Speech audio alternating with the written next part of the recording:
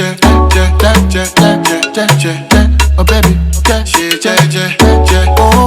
bounce, yeah. Lady bunnies, all my ladies, papito, oh baby, yeah. Everyone, welcome back to the channel. Okay, so today's video is going to be a get ready with me kinda makeup tutorial, kinda less hair talk, because I love the hair talk. Just got done washing my hair, deep conditioning, and moisturizing and sealing, and right now I'm just allowing her to air dry. So she's due for detangling like any second now. I like my hair to be about like, I don't really know if I got the math right with the percentage. I let her air dry to about 60-70%, and then I go ahead and detangle. So I just finished doing my eyebrows. If you guys are interested in a tutorial, there is one on my channel right now, so check it out. And any of the products that I'm using today, I've used them many times on my channel. I will try and put a list of all the products. Yeah, let's get into it. So I don't even know what color I'm going to be doing on my lids today. I think I'm just going to go with the flow. I don't like to do makeup that's too loud, but then again, I love color. So eventually, whatever I end up doing on my lids, it's probably gonna be loud anyway. I wanted to do a hair talk video because I feel like there are a lot of things that have kind of been like bothering me about my hair journey, about hair and stuff like that. And I wanted to talk about those things. It's something that I discussed on my Insta stories on Instagram. I'm gonna be using my Morphe. I went to Walmart. I was actually just going to different places, running errands and buying some stuff here and there, spending money I shouldn't have. But and I brought up the topic of hair care prices for us, African Americans, Black girls, brown girls, us. You know, and this is not just for relaxed or natural. This is all under the same umbrella. I'm going to go in with this berry looking base right here. I don't know what it's called. It has a name, but let's see if I can. That is FOTD. It's probably slang for something, but I don't know what it's. I brought up that topic because it's something that has bothered me for a while now in this hair community that we are in. You know, I started my hair journey 5 years ago. I remember one thing that I noticed when I first started my hair journey was how much our hair products have changed. We're not dealing with just the Blue Magics and the pink oils and them anymore.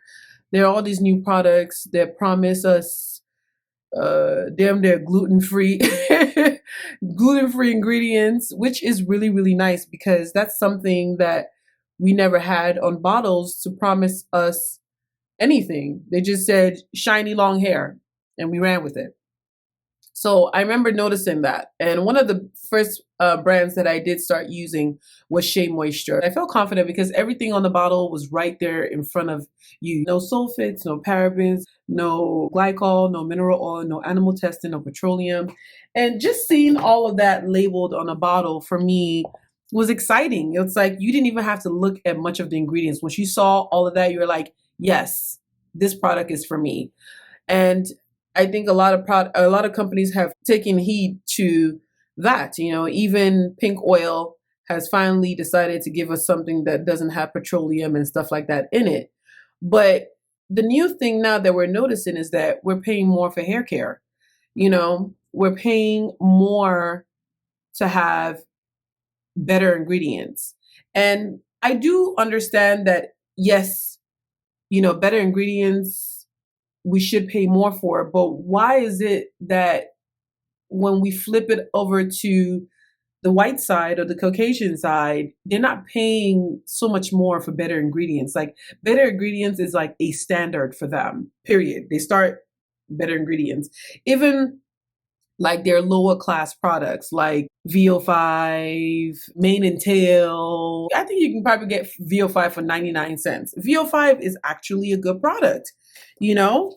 So why are we not privy to a level of standard? Why is our low standard still on the market? Why is there even an option for low standard? Why isn't it just, okay, everybody can get this, and then if you want to pay more for like your John Friedas and stuff like that, you pay more for that. That's what I'm trying to understand. I think I'm gonna go in with this color here. It looks very pretty. It's called Color Persona. Again, it looks like a pink that I've done before, but it looks yummy. So let's do it. Yeah. Let's see. Yeah, I've probably done this color before. I just kind of hate that that's where we are right now. You know, you have all these we have more options when it comes down to us. We have Camille Rose, Main Choice, Carol's Daughters. But the other day I was showing Camille Rose at Walmart and their hair mask was almost 20 bucks. Why are we paying that much for hair mask when there are other hair masks on the market on the other end that is probably $5 and less and is actually pretty good? I want to plead out to our hair companies, our Black owned or non-Black owned hair companies that cater to the African American community and Black community to please consider giving us a middle class product that's still pretty good and you don't have to pay so much for hair. Because what happens at the end of it is that we get discouraged. When people ask me about Hair Journey and they're saying, okay, what products do you use? And I tell them what products I use, you know, they instantly turned off by even starting a hair journey or wanting to do more for their hair because they don't have that price to pay. They don't want to pay that price. They think it's too much.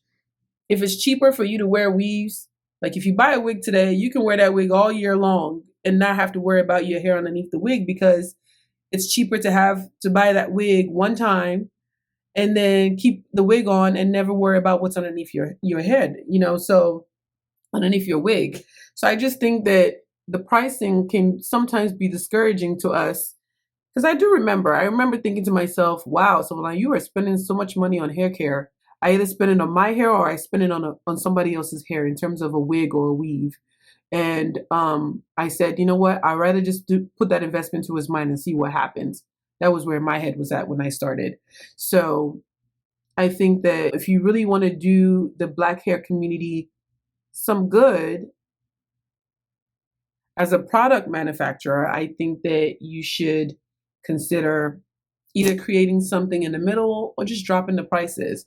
You know, I understand everybody's in business to make gain, but consider who you're making gain from, and if in the long run, if it's even worth how much, you know.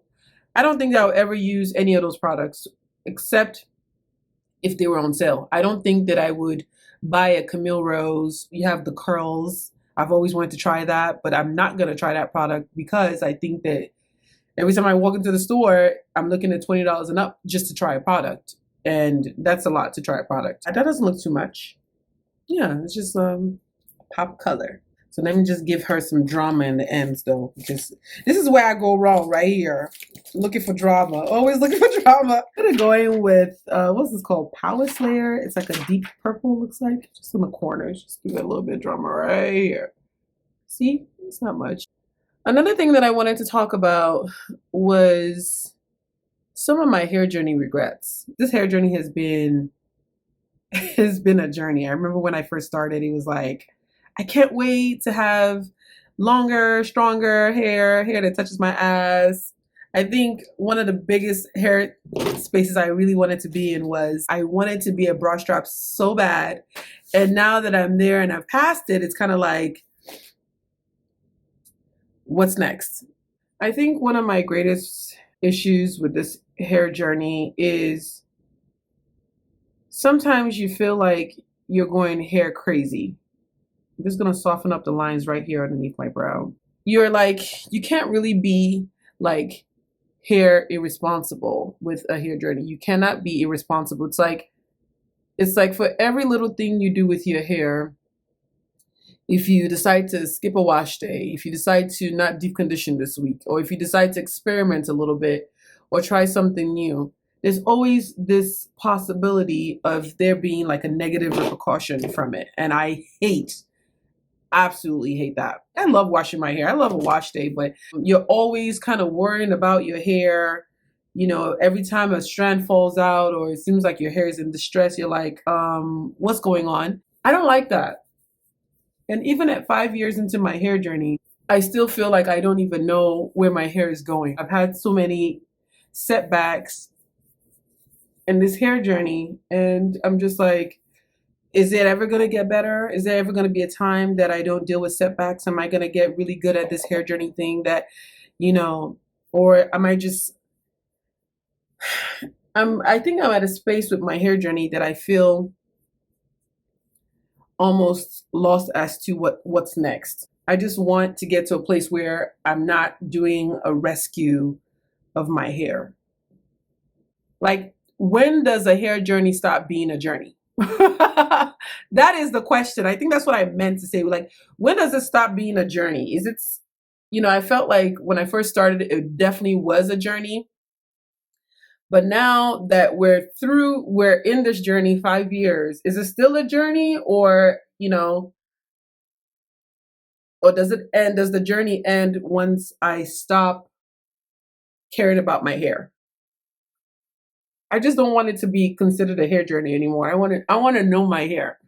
You know, every time I think that I got it, every time I think that I got it, I'm just like, bald spot, or hair's falling out, or scalp is itchy, or some kind of infection, or some, like, I remember when I wasn't on a hair journey, I never even thought about what was going wrong. I just knew that my hair was breaking all the time, and I just thought it would never grow. But now that we have growth and we're seeing results, now we're dealing with all these other like challenges that I never thought would ever be, you know? So I don't know. I've been thinking about that lately. You guys, this little pad thingy, she is the bomb, okay? Get you one of these. It was real cheap. I think it's like $5. Easy to clean, easy to use, and all that makeup is not on the sponge. All of your makeup, most of it is going to be on your face where it belongs. Always try to beat your makeup right into that damn scalp, honey. Gone in that scalp. I think that's one of my biggest issues with my hair journey so far, is that I want to no longer be on a journey. I want to be just living a healthy, relaxed life. That's it. I don't even want to call it a journey anymore, because I'm so over calling it a journey. Like, to me, I want to be living it. Some blush. Oh yes. Time to detangle. We're still kind of wet, but for the most part, we're about 90% fully detangled. I was looking all kinds of cute. Well. All right, so let's go in with some eyeliner and be done with this baby. Ooh, guys, I just got this eyeliner by NYX. Can you see that? That thing said kapow. Oh my God, see how bold that is. Get into the lips real quick. Not sure what I'm gonna go for lips.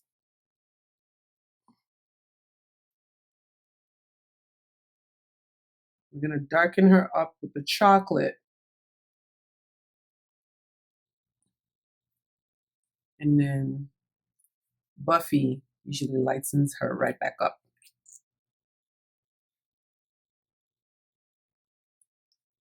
Yeah, there we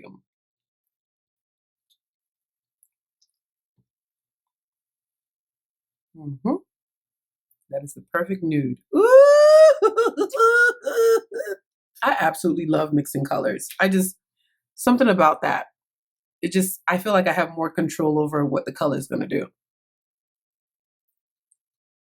You guys, I need to learn how to do lashes, because, you know, I'm tired of looking like the girl that don't know how to do lashes. It's not cute. Let me try my wing and see if I can do a wing today. This is my first get ready with me video. If my makeup looks familiar, it's because I shot this video to get ready for another video. But thank you for watching. I'll see you guys later. Oh, wait. Finish your spray. Hold up. Let me.